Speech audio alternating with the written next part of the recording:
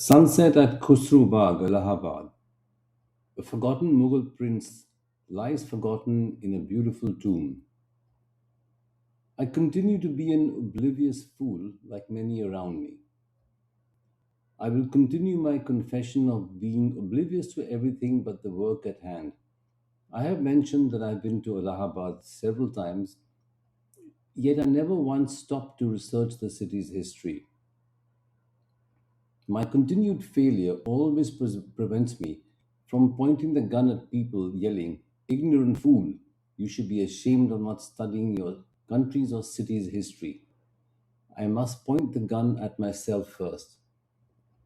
We stayed at a horrible hotel on my last visit to Allahabad. The hotel's only saving grace was its proximity to the train station, but it was far from decent eating places. The hotel's food was inedible to the point of choking us the one time we sampled its horrendous fare, and we only consumed the stale toast and tepid tea they served for breakfast. Khusru Bagh. On our last evening, I discovered the hotel had one more saving grace: its proximity to Khusru Bagh. I remember we were both tired and disheveled when we returned to the hotel on the last evening, and only the rickshaw driver's strong recommendation and its proximity to our hotel got us out of our bed to visit Khusru Bagh. We arrived at sunset, which is probably appropriate. I didn't know who Khusru was until I read the brief description as I entered the premises. It is easy for me to criticize all my fellow Indians and berate them for their ignorance. Still, if I pause and allow myself a spot of kindness, I acknowledge that just within Indian history, there is much I will never know. I will narrow my focus in the coming years.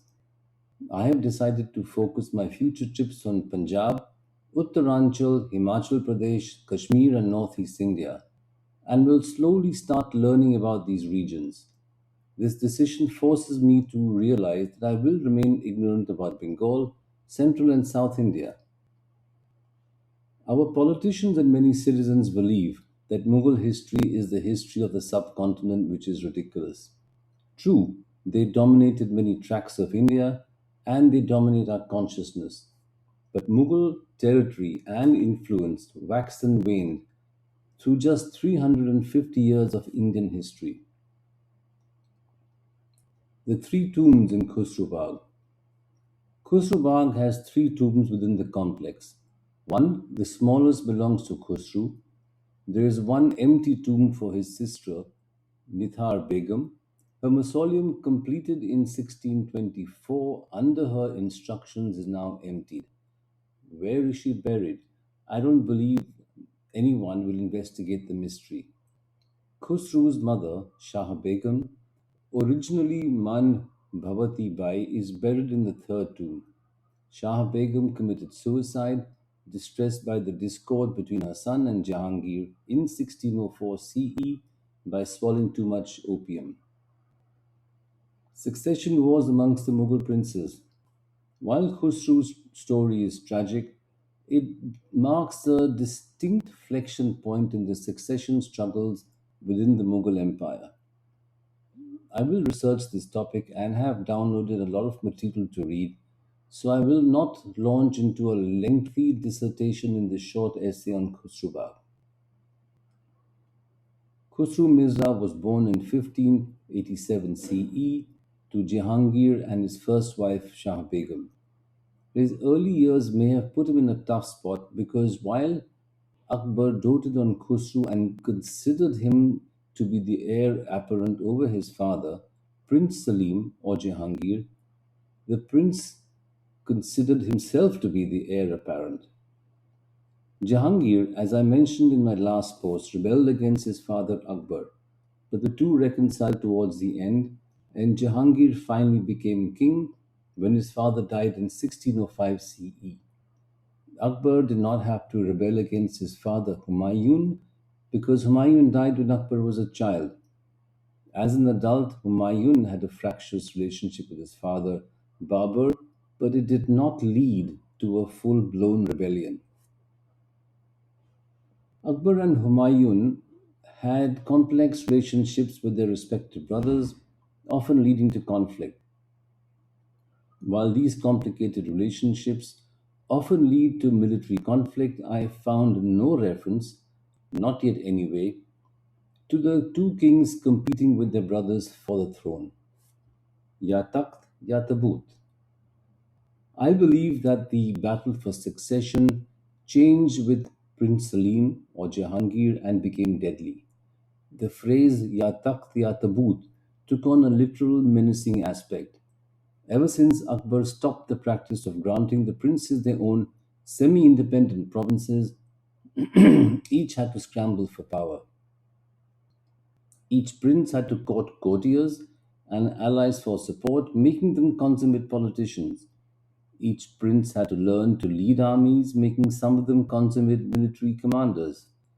The much maligned Darwinian phrase about survival of the fittest applied to the Mughal princes.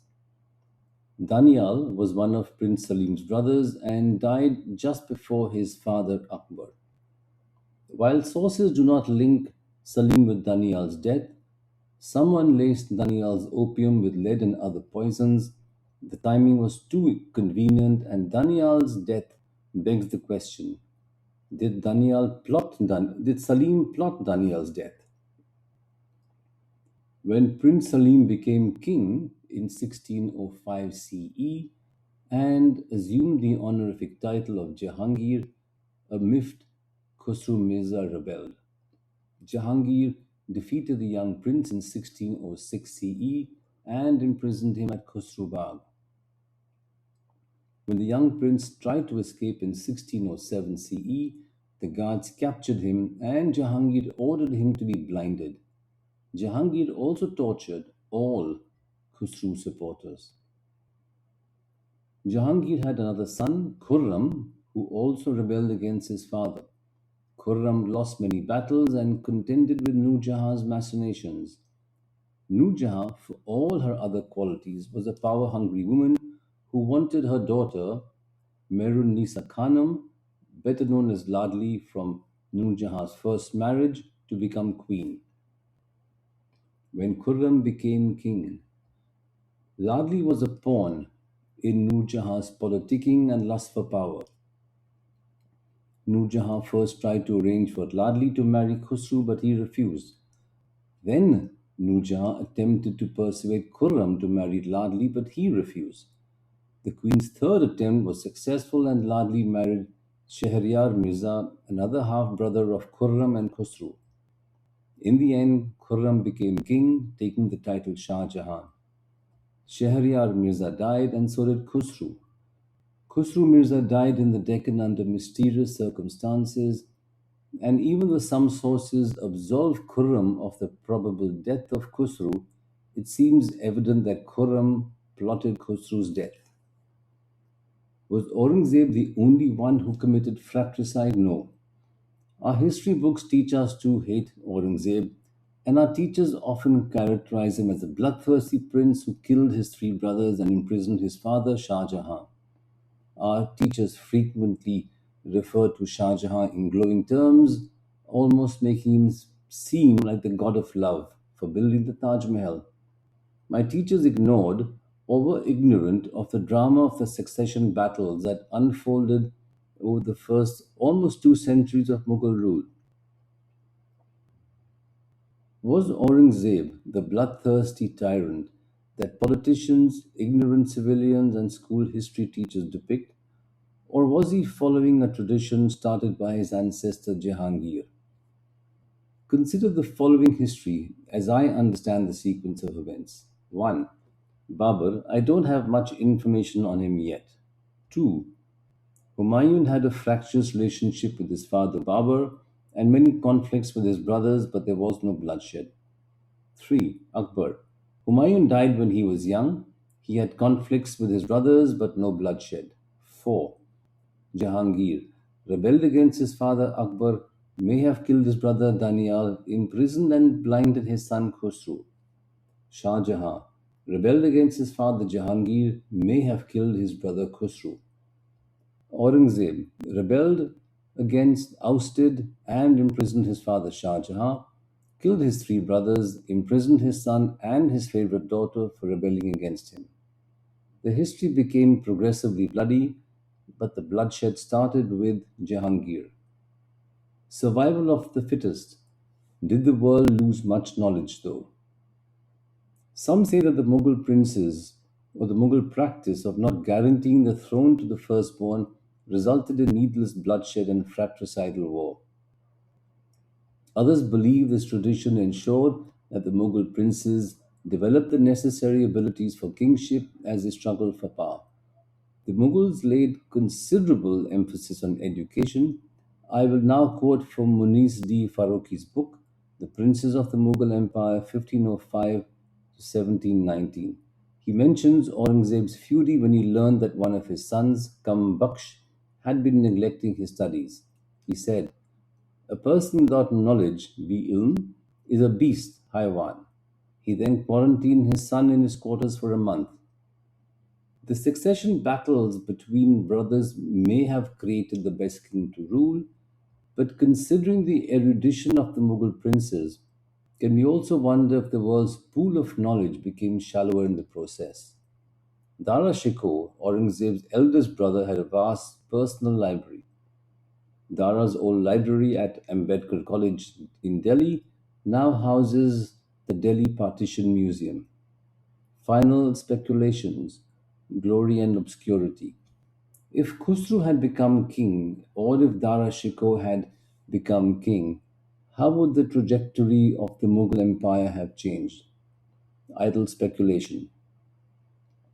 When I visited Khusru Bagh and watched the sun go down over the tombs of the dead royals, I remember speculating on the lives of those who lived, fought, and lost the war.